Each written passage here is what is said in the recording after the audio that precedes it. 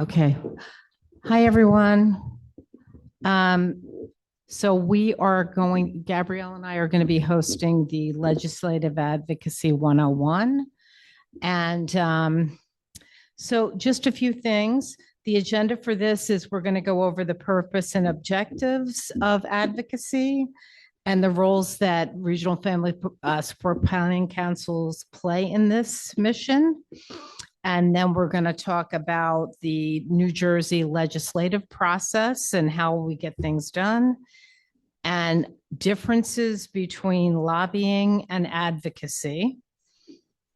And then we're just going to talk about how we're learning from our peers and what it takes to become a trusted conduit in the community. And then at the end, there's resources. And we're just hoping that we can all have a collective way of getting the advocacy done and sharing it with our regions, especially now with all the Medicaid crisis that is happening. So the purpose and objective, I guess, Kyoko, if you could do the next slide.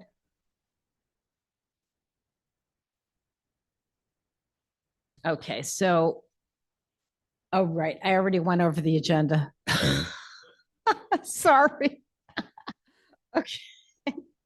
I'm ahead of the game here. So our target audience is the Regional Family Support Planning Council chairs and the members of each region. And the purpose of it is for our chairs and members to become more effective advocates. And so there's ways that we can get it done. And the first thing is to understand the role that we take in the advocacy mission. So we have to, I think, have a collective kind of purpose.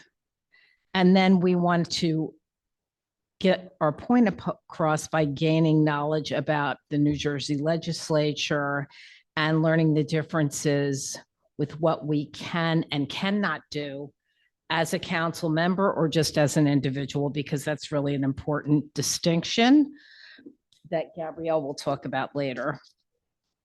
And then we want to develop the skills to become more effective advocates at the local and the state level. And I think all of us have been doing that lately with showing up in Trenton and showing up at various events with our representatives of late. So this is just more to that way of doing things. Okay, Kyoko, the next. Okay, wait a second. Alrighty, sorry.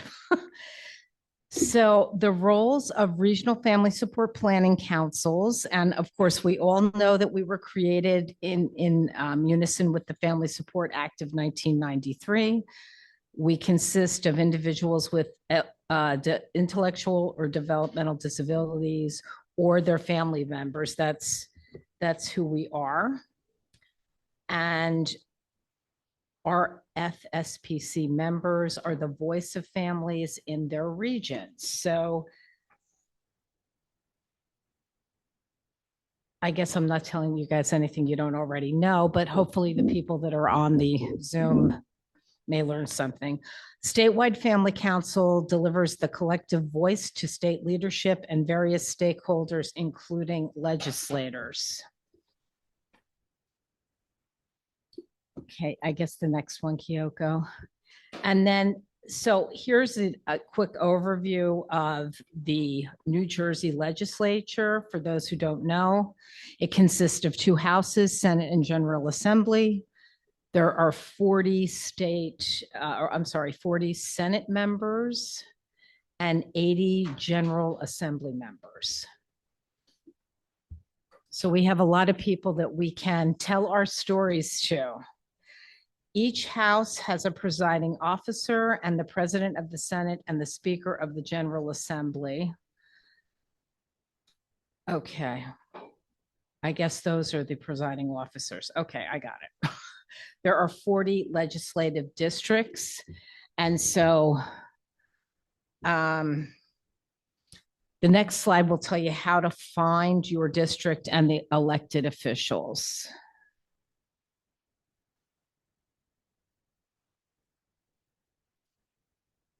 I think it's number 6. Okay.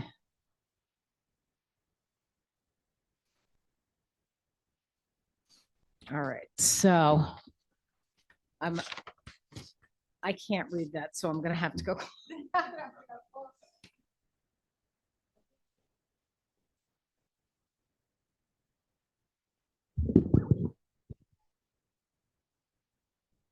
Okay. Yeah, so even seems a little blurry, but like I think that if you can, if you go to NJ legislative.state.nj.us and /districts, it seems like you can just go on in there and find your region with the map, and it's got a number, and it should link you to who your legislator is. And so that's just a way, and they are, because I've been contacting people lately, they are very helpful and they do answer their phones. So you shouldn't be concerned about calling as much as possible is a really good thing, I think. Okay, now I'm going to turn it over to Gabrielle, who is our in-house attorney at large. Okay, got to put the disclaimer in now. None of this is legal advice. You cannot contact my malpractice insurer about this, okay? All right, so if you reflect back to our childhood, you might remember the Schoolhouse Rock cartoons on Saturday morning. All right, this one was my absolute favorite. I bugged Kyoko to put it on.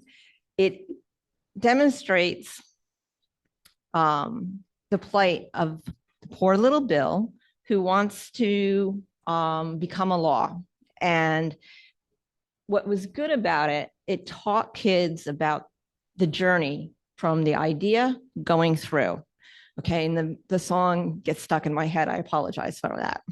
So, but it's very simplistic because you got to remember it's for kids, but it's a very good overview to remind people of how the legislative process works. Kyoko, can we play it? So in New Jersey, we can't do anything easy. Nothing straightforward or easy. We all know that. And as Eileen mentioned, well, we have 2 houses. Everybody knows the Assembly with the 80 members and our Senate with 40.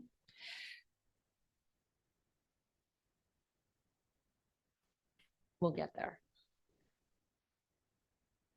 Okay. Okay. That's our process. Okay, not so straightforward. So starts off the same way. An idea is developed. Then the bill has to be sponsored by one of the legislators, either an assembly person or a senator. And then it gets drafted. It does not get drafted by that person. They usually have help doing it. And then from there, the proposed bill is introduced to when the Senate secretary or the General Assembly clerk reads the bill's number, the sponsor, and the title aloud during legislative session. Little pomp and circumstance there. That's the first reading. After that, the bill is assigned to a committee. The committee makes whatever changes they want. Just note that if the topic touches 2 things like education and transportation, it's got to go to both committees and get passed out of both committees. So that's one little hiccup of trying to get things done.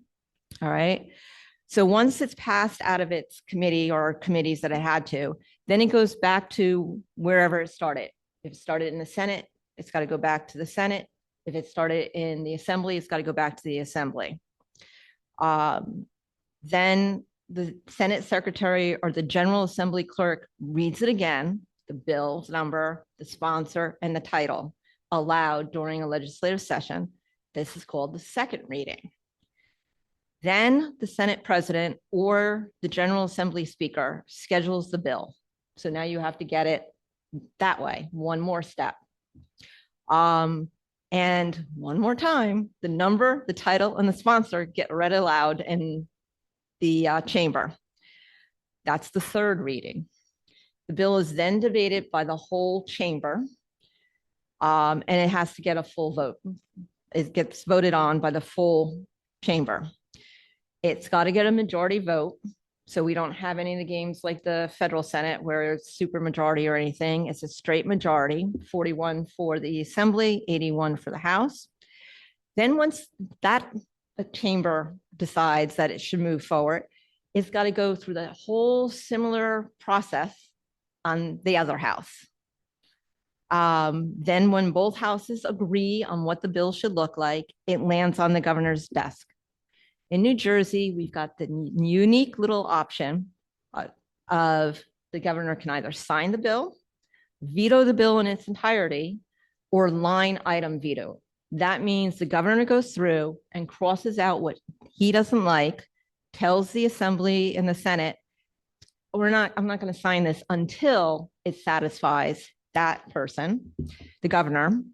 But the legislator can vote to veto the pass the bill in its original form, whether the governor vetoed it totally or line itemed, but they need a 2/3 majority in both houses. So that's 26 in the Assembly and 54 in the Senate before they can override that veto. So as you can tell, New Jersey isn't as cute as the little scrap of bill. We do have a bit of bureaucracy going through, which is New Jersey. Can we have the next slide?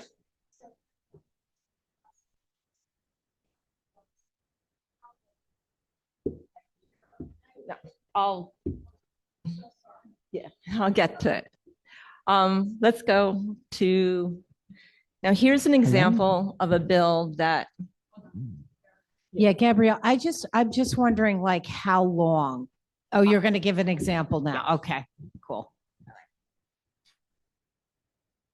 Okay, so Danielle's Law. We're all familiar with Danielle's Law. Danielle passed away in November 2022.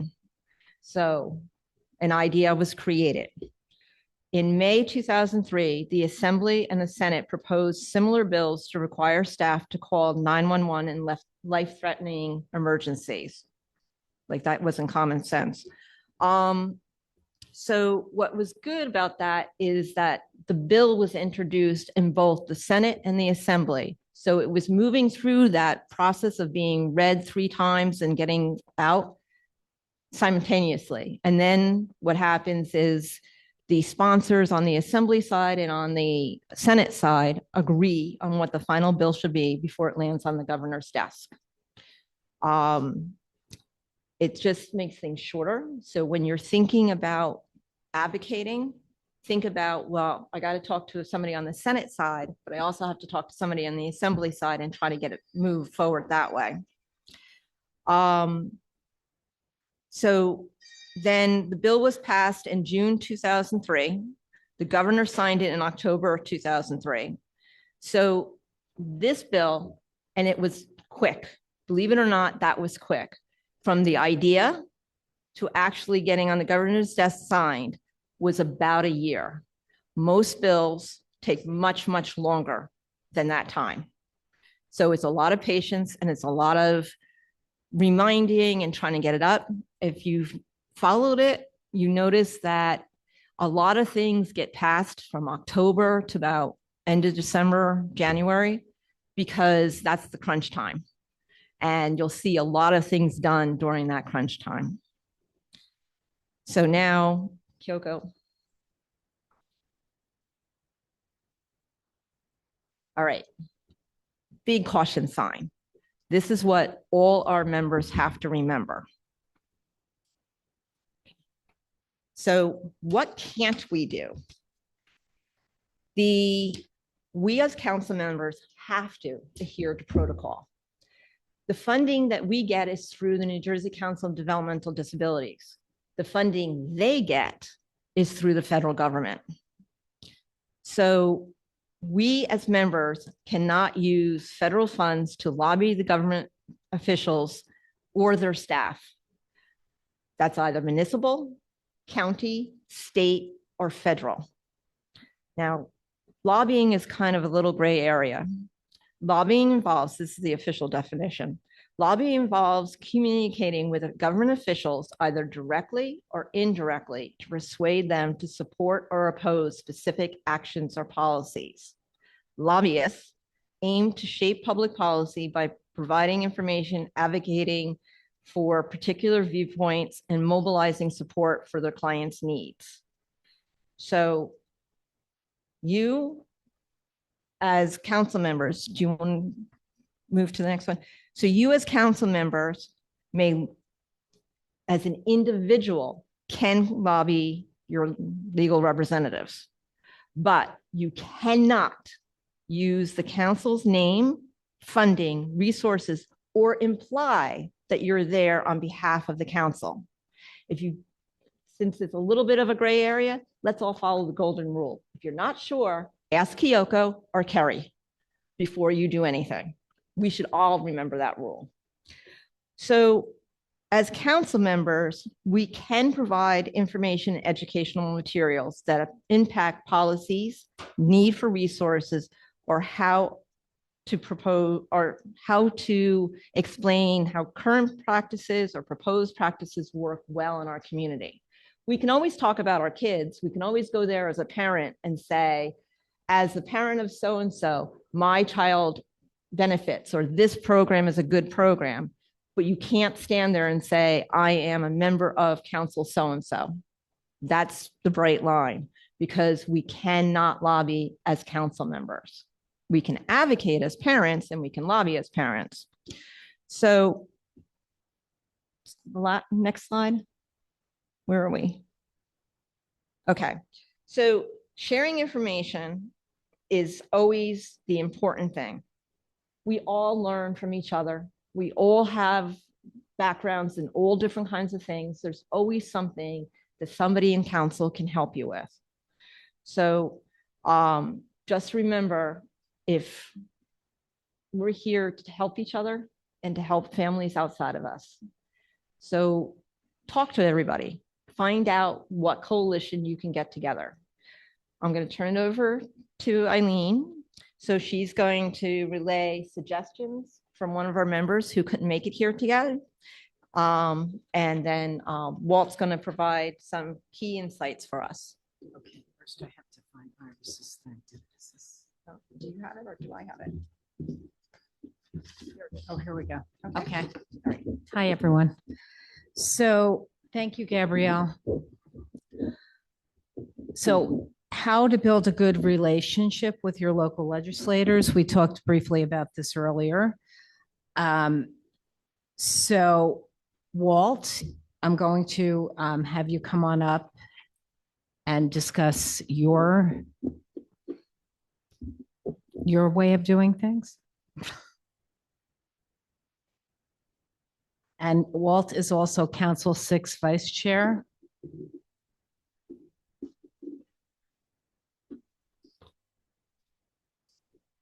Appreciate it.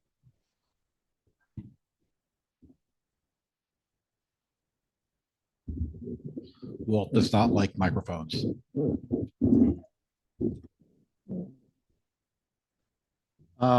Just as a quick of who I am or what I am, I'm a parent. My wife and I, we have a 43-year-old son with Angelman syndrome, and he's like having a 6-foot 2-year-old. No speech, no formal communication, fine and motor core skills. He did walk early on. He's losing his ability to walk now. So there's a host of things. He had cancer a couple years back, and that put us through set him back a lot. So we've gone through a lot of things in our life. So we're just like you. We're parents. Most of the people in family support, we're all parents or caregivers. I'm a carpenter by trade. I'll always be a carpenter. So what I did early on is when our son was just entering the school age, where education became part of the thing, we went to our first Board of Ed meeting, which was new. We were young parents, 22, 21 years old. We had this son with all these things, and he was entering the school district. So I went, and when I got home from that meeting, I told my wife, we can never, ever, ever miss another school board meeting, because these people with all their good intentions are making decisions that they have no understanding of and can ruin our son's life. Not on purpose, but just because they're ignorance of my son's life and all. And then there's the unintended consequences, which they never think of. It's what happens now, or what can we do now? What can we fix this, without realizing what they fixed actually hurt something down the road. So that entered a whole new life for myself and my wife. She was a stay-at-home mom. Before we had our son, we decided that's how our life was going to be with our family. She was going to be a stay-at-home mom, raise our kids. I was going to work 25 hours a day, 8 days a week, to do whatever I had to do to make the dollars for our family to survive. That was our model. Then had our son, our first child. We had all these disabilities. My first mortgage was $300 a month, which we thought was like a lot. His bills were $200 a week that were not covered under anything. So to say I ate a lot of hamburger helper and tuna fish and don't understand the struggle is being naive. I lived it. We all lived it. So even with that, I knew as a carpenter by trade, if I did not work, there's no money coming in. There's no 40-hour salaries. I have to produce every hour or I don't get paid. But my son came first. When you're a parent or caregiver, your life is no longer yours. Your life is theirs. So as a committed parents, we both decided that we could never miss another meeting. We had to get more involved because people, through their ignorance, were deciding things that were not going to be conducive to my son reaching his potential or having the best life that he could have. So again, I don't like this standing up. I'm better on a one-on-one or whatever. So I'm sorry, but anyway,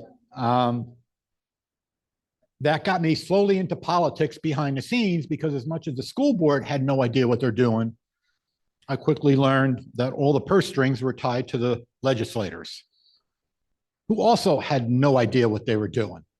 With all good intentions, they don't live our life. ADA laws I use as an example. Everybody, oh, we had new ADA laws, everything is great. Well, I built a $50 million state-of-the-art athletic basketball arena at Monmouth University years ago. I brought one of my friends who uses a motorized wheelchair when we got all done to show him this great new place that we built. He hit the door paddle where he's supposed to be inside in a motorized wheelchair. He couldn't get to the doors before they closed. So now I'm checking, are the doors the right speed? Or do we have the right distance from where the paddle is to the door? Everything was right. We were perfect by code. Real life, it didn't work. Now I take him to the bathrooms. Everything is by code. He can't get around in his wheelchair. I mean, if you think about ADA stalls, they have a 5-foot circle, 66 inches now, I think it increased, in front of the toilet. Who in a wheelchair typically gets out of their wheelchair to get on a toilet from the front? It's on the side, typically. Or if they need help once they're on a toilet, which is not a good topic, it's usually from the side, not the front. So the stalls are this narrow, but they're this deep because they have the 5-foot circle, because the people who made the laws had all the best intentions, but they don't live our life. So a lot of them don't fully understand. So some of the laws that are out there make no sense, and we're held by them. So that just involved me further saying, you know what, I somehow I got to be part of this. So we got involved behind the scenes. I can pick up the phone and have a sitting congressman at my house anytime I want. I can have a federal senator at my house anytime I want.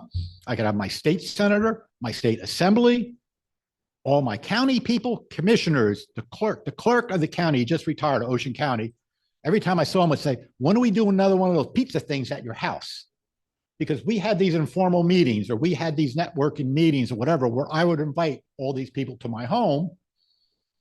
And the reason why I did it wasn't political, even though it looked appear that way. I wanted them to see my home, my family, my son. So when they're in Trenton, when they're in Congress, when they're sitting and they're crunching numbers, I want them someplace in their brain to realize that's Walt's son. That's Joe. Joe has a hard time with this, that, and the other thing. I want them to realize, I want them to have ingrained in their head that it's not just a number. There are consequences. There are intentional consequences. I had a congressman friend of mine going to vote on something with Medicaid, Medicare. I didn't think I had to talk to him. He had a child that passed away early on. He knew all about our life. He's been to my home, knows my son, friends with him and his wife. Everything is good. I don't have to talk to him. He voted the wrong way. I called him. I said, we got to talk. So we talked after the fact. I went down, we talked.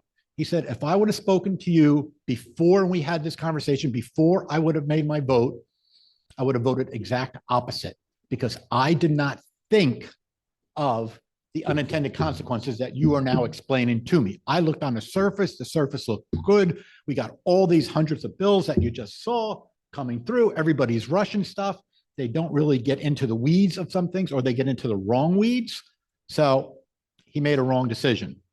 He said, I just wish, and that just pushed it that much further that I need to keep talking to these guys and gals, need to keep talking to them, need to keep infusing my son into their life so it becomes ingrained.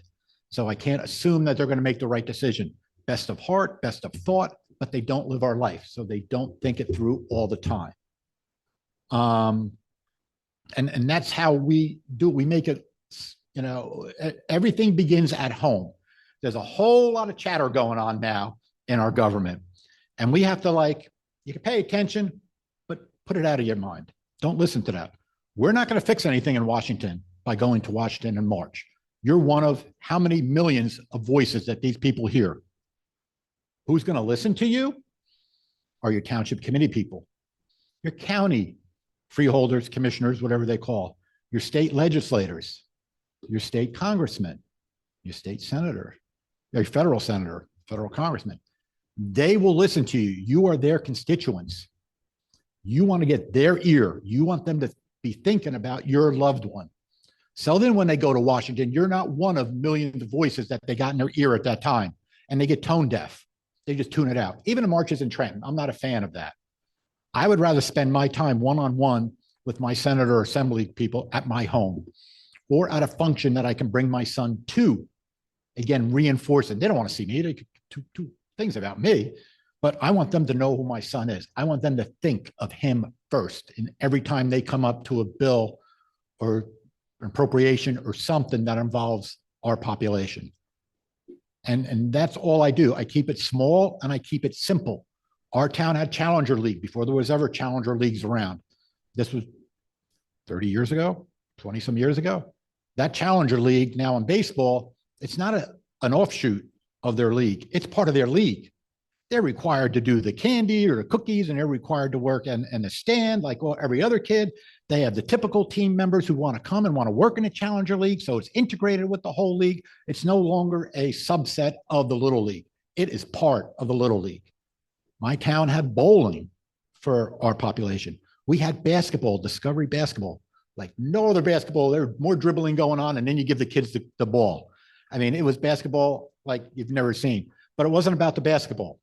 It was about the kids socializing, and it was about the parents who were required to stay because, like it was mentioned today, we don't care what your label is. We just want to know what your abilities are. And we want you to stay because if there is an issue, we need you to deal with it. We don't want to deal with it. We can't deal with it. So you get the parents to stay. And the reason for that too was because parents talk. And then you get them to talk. And then you get them to speak to their legislators, and they do the same thing that you're doing. Then that grows. So we had all these extracurricular. We had boating that we do once a year in Barnegat, Day on the Bay. That I was at a meeting such as this, speaking to a group of people. And they said, we've never been on a boat. I said, what do you mean? You live on Jersey Shore. You've not been on a boat. So I went back to my town. I talked to my marina. I asked them, look, can we borrow your marina for a day? I went to my township, said, look, I can't do this if I'm not insured. Will you insure me for the day? We're going to run this. I talked to different boaters. Will you donate your boat, your fuel, and your time for the day? Last year was our 25th time doing it. And we put over 200 people out on the bay in one day, giving them free boat rides. And people, I mean, we have people, I mean, the docks, and people sit at the docks, and you got to think there's something in Barnegat water.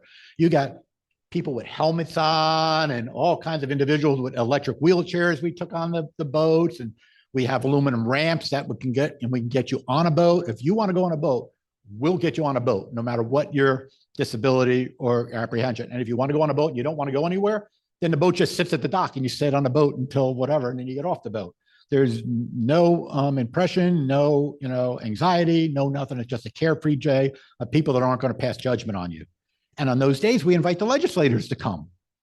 And we had a forum once in Council 6 where we had the legislator come, and I had to promise him, you weren't going to get berated. You weren't going to get browbeaten. Please just come and sit in the back of the room. He promised, it was a senator. He promised he'd come in the back of the room and he'd only stay a couple minutes. No problem. 2 hours later, the man is still here. And he wanted to talk to families after the meeting. And he wanted to hear what those families had. So that was like a home run. So, when he went and sat in Trenton, he's listening now and he's thinking, and he's remember when he was at that forum and all the families he spoke to, it became real life. So that's what I try to push. And that's how I've worked it. And it's taken a lot. And to be here today is actually a hardship for my family because my son takes 2 of us to manage, and my wife and I, and that's it. So, you hear from the younger population now that I can't do it. We're too busy. Well, I was a single source income. I still am to this day. There's nobody busier than a single source income family trying to make ends meet in this world. But my priority was my son and my other 2 typical children, which sometimes I don't know, my special needs son is easier than they were. But, so your priorities change. And I get so upset when I hear from people, we're too busy to advocate for our loved ones. No, you're not. You're just making the wrong choices. You have to give up something. I gave up a lot in my life, which I do it all over again, and as did my wife, because our kids are priority when they're typical kids, more so when they're special needs. So, and if we don't, I'm standing here because I'm on the shoulders of people that came before me.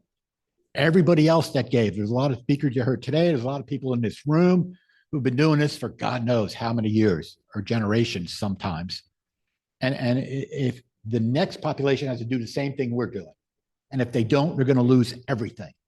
All that cloud noise that we're hearing in government will start to go down, and we'll lose Medicaid, Medicare. We're going to lose all these funding. So the only way to keep that going, I think, is just keep in the ears of all your local politicians, all your local representatives. Don't make it enemies. It doesn't matter if they're an R, a D, an I. It doesn't matter. When we have the functions at my house, I could care less what you are. We just do it for the individuals. We want them to see our families. We want to become friendly with them. So when we call them, we have a point to bring up. We're not yelling at them for anything. Barnegat was 10,000 when I moved in. We're over 30,000. Ocean County is God knows, I don't know how many. The fact that I can call up and speak to somebody one-on-one or have them come to my home whenever I ask is just, everybody should have that same thing. I should be no different than anybody else. And everybody else can do the same thing that I did. I'm just a carpenter. I am no different. No college, no nothing, no big, family with a whole bunch of money. I'm just an everyday carpenter. And I got these people to listen to me. I got these people to listen to my family. I got these people to know who my son is. And if I can do it, anybody can do it. So if anybody has any questions, that's it. I can go on for hours, but I'll cut it short. But that's my way.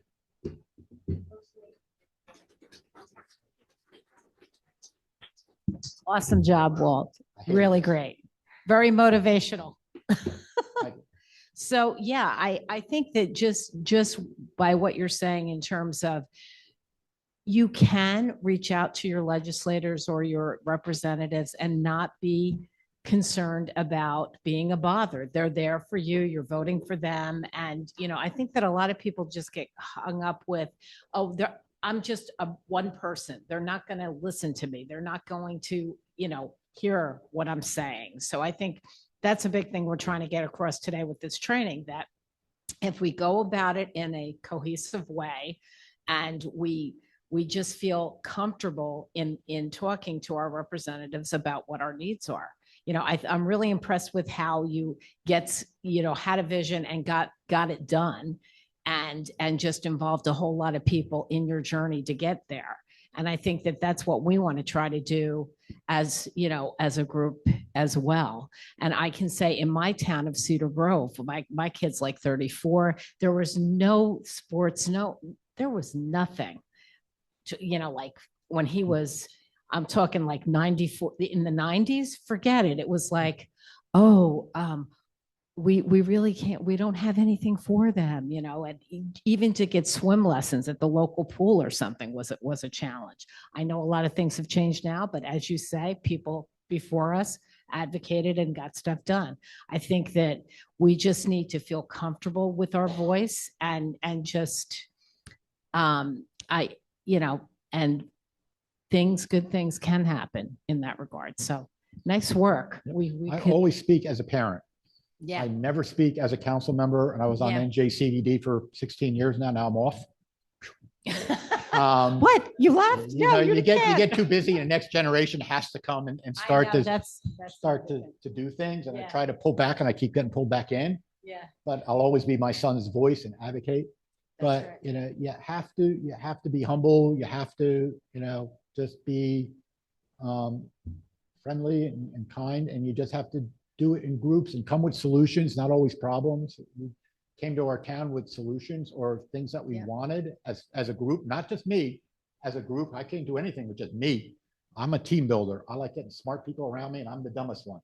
So I like teams. So even with this, with families, we need teams of families that will go and do. Dana Bay started with teams of families, and now we're, you know, all these years later. And I get my Marina calls me up first thing.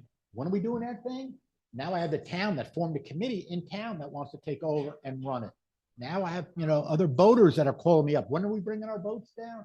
So it becomes infectious after a while, and it just becomes second nature. As I said, with Challenger League is just part of the baseball. It's not a separate division, you know, of special needs kids. Now it's just another team group in a league, which is that's what you want. You want inclusion, to be accepted, to be the best that you can be with the least amount of things. And once they all figure out that's really all you're asking for, Yeah. they really become quite receptive. And then they actually, the representatives want to talk to you because, you know, we had an incident, not to go real quick, but we had an incident with our school early on where my son was abused in a program. We got him out of that program. We had meetings with the town. The school board was scared to death we were going to sue them. And we had every right to for dollars. And when the lawyer took me outside and said, what do you want? And I told him, I want this, and certain people I want fired in the other program. I want my son pulled. And I want every other born again child pulled from this program, never to be sent again. And the lawyer said, is that all you want? I said, that's it. And he repeated, is that all you want? I said, I know what you're asking. This is not about money. This is about my son being treated fairly and about school. There wasn't a school, another program that was being abusive. And actually we had somebody from inside the program said they couldn't see it anymore. And they called us up, a whistleblower that said, this is happening with your son. And we got out of there. And once the school district realized that it's not about money for the Fernandez family, it's about what's right, I became the superintendent's best buddy because every time they had a problem, family that thought that they can have a Rolls Royce when, you know, in public schools, you get the Volkswagen or maybe a Chevy, but you can't get the Rolls Royce version. He would say, can you please talk to this family and explain to them how it works? So I became their friend and ally because it wasn't about me bashing the school district. It was about me trying to promote it and help to see, you know, to do what's best. So it works the same way with your legislators, that once they see you're not out to bash them, that you're there to help, and you can be constructive criticism, you know, or just constructive, then they'll reach out to you when they have these questions too. I get the phone calls all the time. So it becomes infectious if you can do that. So that's it. I have my 5 minutes plus. Can I ask you a question? Okay, so maybe we can talk separately about my particular crazy town, where my particular crazy town in Bergen County, where people regularly scream, fight, and primary each other, and it's a tiny town. But as somebody who's coming into this, hasn't done local anything because my town is weird. At least that's my perspective on it.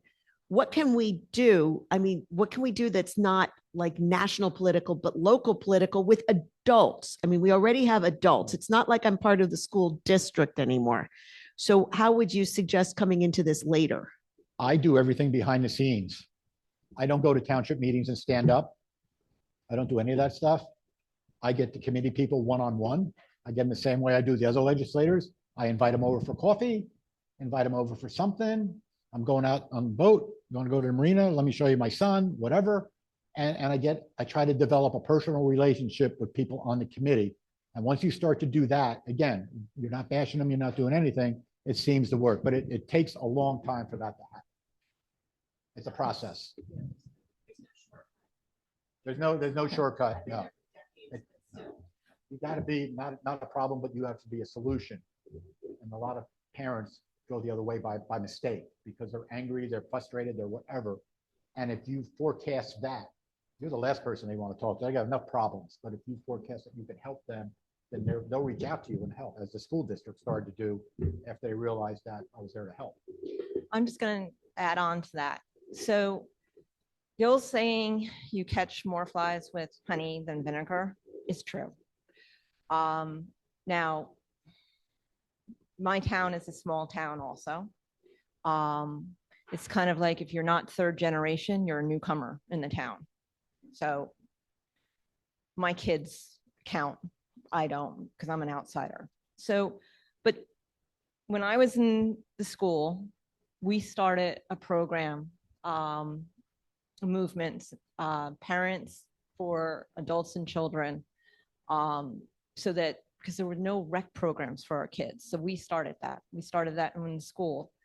But I found talking to the teachers or the administrators or anything, they would listen, maybe not right away about what my daughter Lily needed, but they saw me. They saw me volunteer, probably like your wife. I volunteered. I shut down my office for a day and I copied for the whole school because teachers hate copying, but if somebody else will do it for them.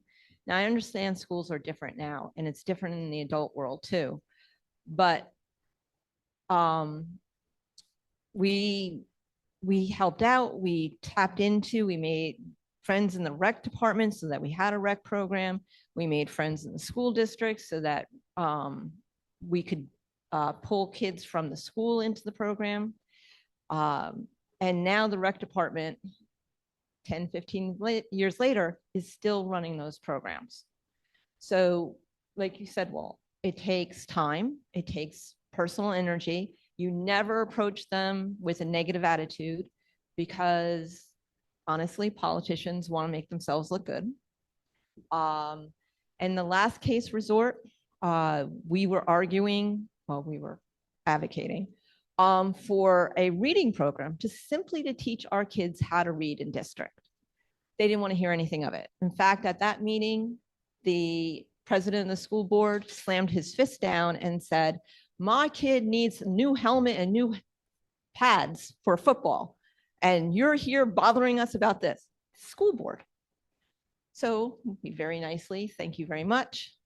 And we ran 3 candidates from our little group onto the school board. And then they got elected because we did all the little schmoozing around town.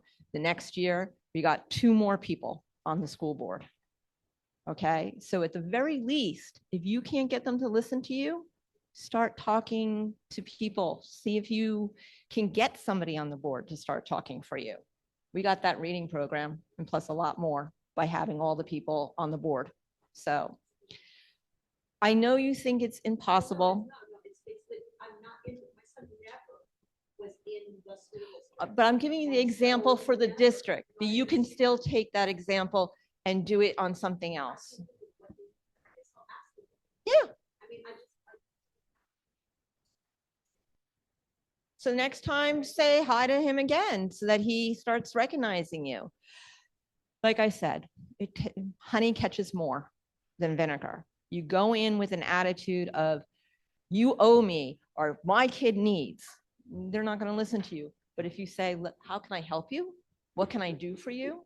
Can I help with this? They'll listen more.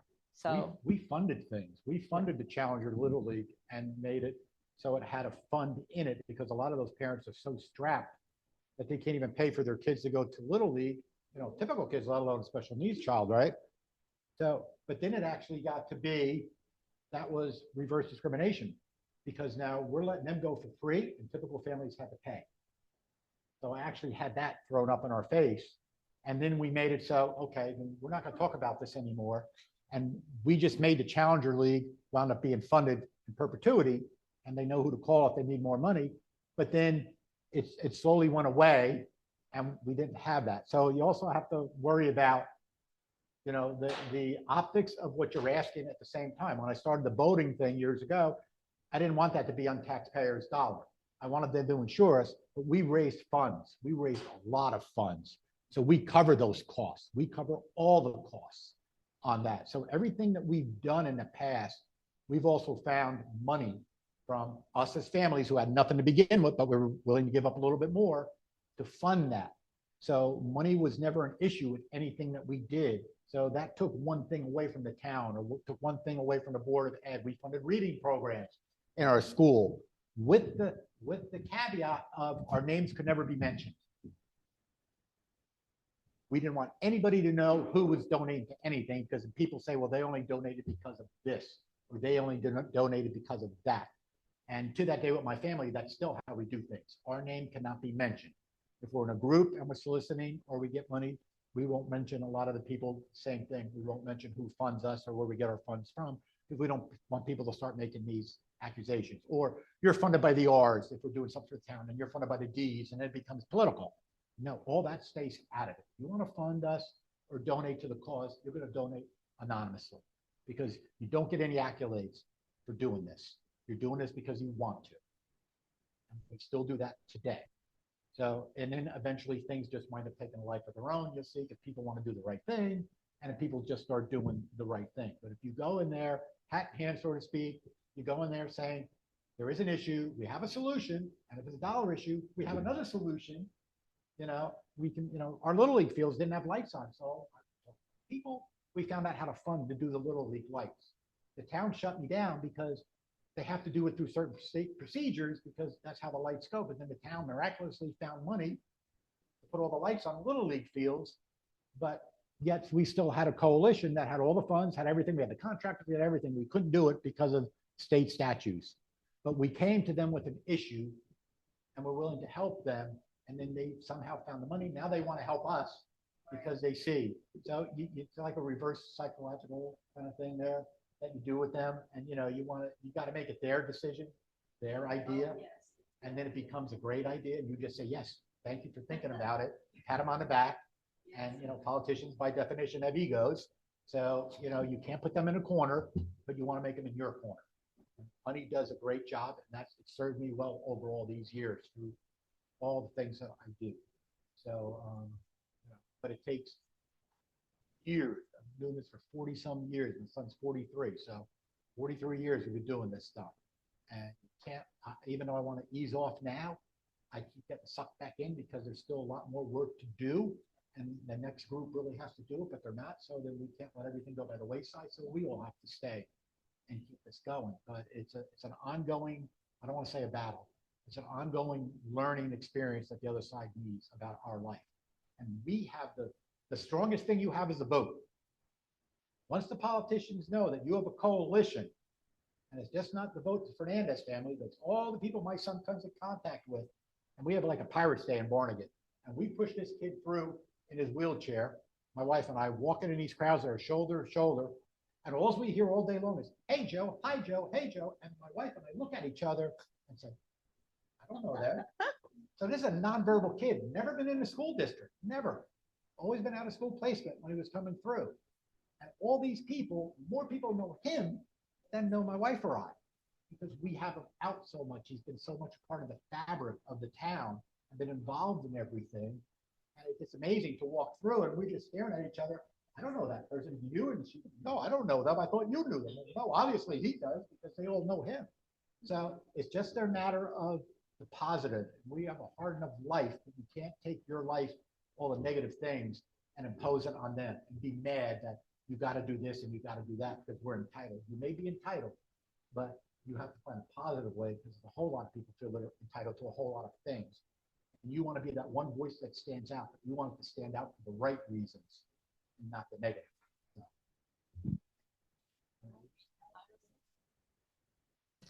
Yeah, I'm going to read our.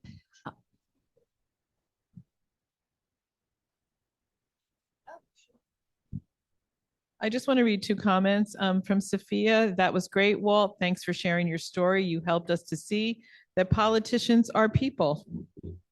And Annette wrote, thanks, Walt. Thanks for reminding us that each and every one of our voices matter, especially as a parent. So I just wanted to share.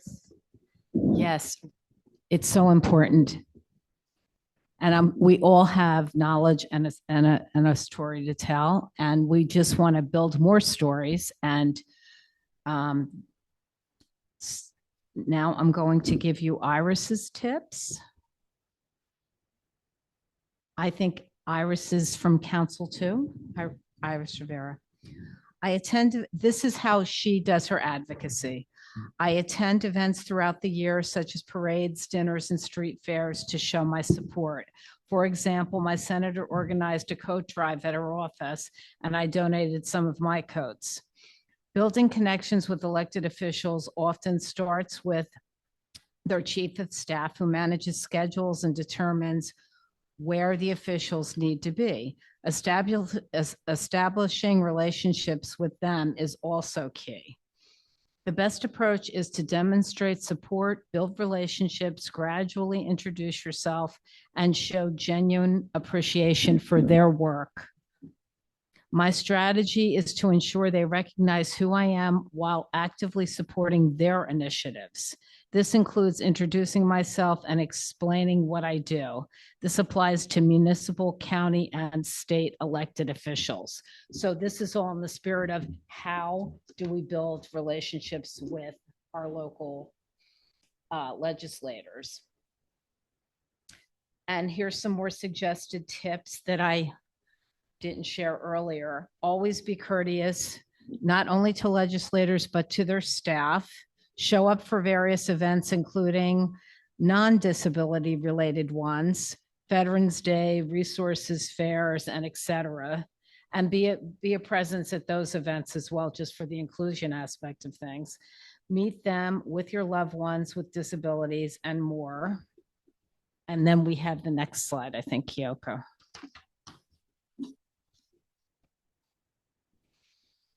Okay, so these are great tips. Be prepared and be brief, something that I don't know anything about. Don't use acronyms. I think we all can attest to that. Subscribe to their newsletters so that you understand where they're going to be and how you can seek them out.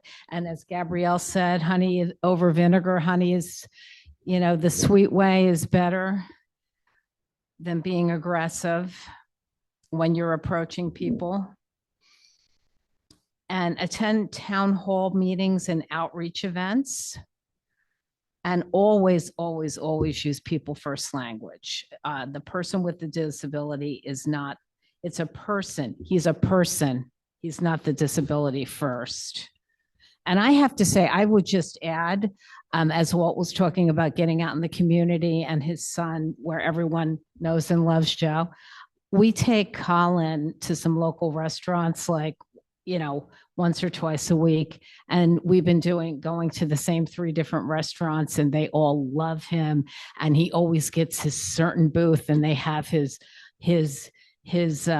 crackers and his orange juice drink out before we even get there. And it's really awesome. And I think that you build relationships in the funniest places, but they do become ongoing. And this is a way, as Walt was talking, I was thinking, wow, maybe I can have the proprietor of that restaurant do something for us, because he seems very, kind of empathetic to the cause. So, you meet people in strange places and interesting places that will help you along the way. I think that's a really important thing to consider as well. And then we have resources. Well, we have one more comment in the chat from Kate DeLuca. She's in Council 3. Oh, okay. And she just said, I have also gone to town council meetings when things that aren't IDD specific are on the agenda, but could impact our community. And her example was she went to housing or zoning ordinances that are being discussed, and then she takes time to speak about the items to consider them from the standpoint of people with disabilities. So you don't have to necessarily look for IDD specific. Sometimes you can look abroad. Yeah, that really is a very good point.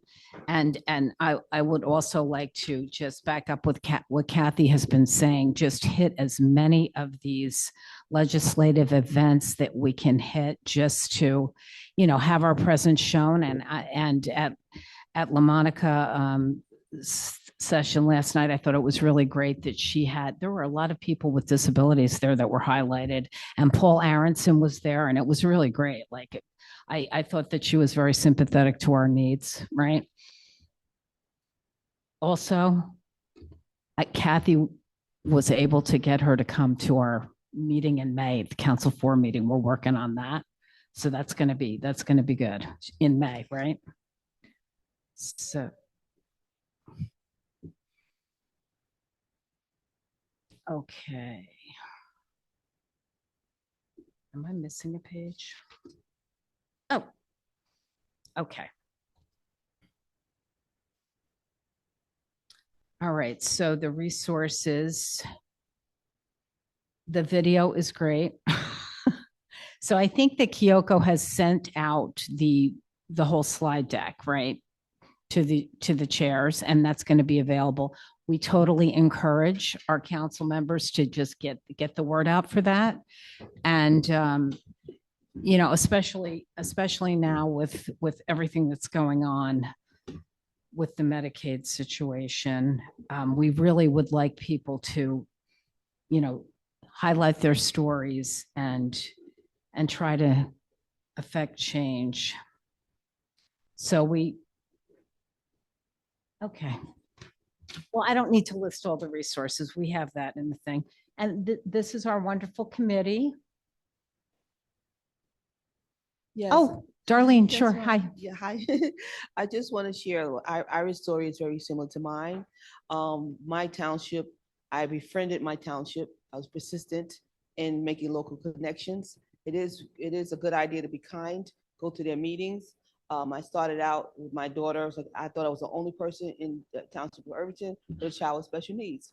So I'm like, where are other parents with special needs? So I started going to town hall meetings. I befriended the mayor and his businessmen. I went to the library, got me a book on how to write the winning grant, wrote a grant, started a program for children with special needs, inclusive. We connected with the library, was able to run the program there. Then they opened up a facility called the Surgeon Clubhouse, and we built from there. So we ended up getting funding from the township 3 consecutive times to run this program. So it was awesome. So we had parents, and most of our support came from parents that didn't have children with special needs. So we all put our little monies together and made it happen, provided the food, the music, whatever we needed to make it happen, we made it happen. And all the dignitaries would come out and support and mix and mingle with the parents that had children with special needs. So we volunteered, we went to school board meetings, and that's very important to go to school board meetings. We was able to connect with other parents that had children with special needs. So it became, ongoing. To this day, I still have friendships with the council people, the mayors, their other constituents. So it's very good to be kind because they need us and we need them. And I just want to share that, we're all in this together, and I'm really appreciative of this council. We've been doing this for 25 years, right, Kadena? And we're still here with the information and resources. We hope we get other people to make the legacy go on. Thank you, Darlene. We appreciate all that you do in the community. Okay. So this is our committee, and everybody is strong in their mission, and we, just appreciate all the work that we're doing, and we're just going to continue to see that the best thing happens for our kids. Anybody else have any comments or questions? Okay. Kathy?